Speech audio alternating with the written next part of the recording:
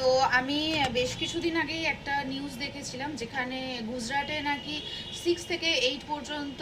ক্লাসে গীতাটাকে পড়ানো হচ্ছে। তো আমার মনে হয় পশ্চিমবঙ্গে কেন, ইন্ডিয়ার যে হিন্দু যারা যারা আছে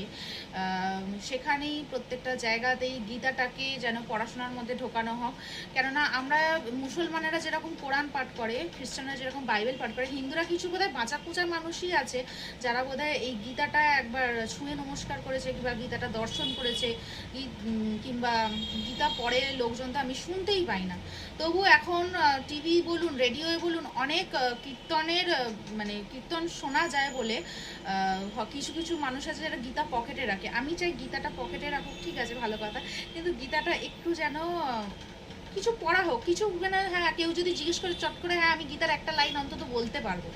এরকম আমাদের মধ্যে খুব কম সংখ্যক দেখা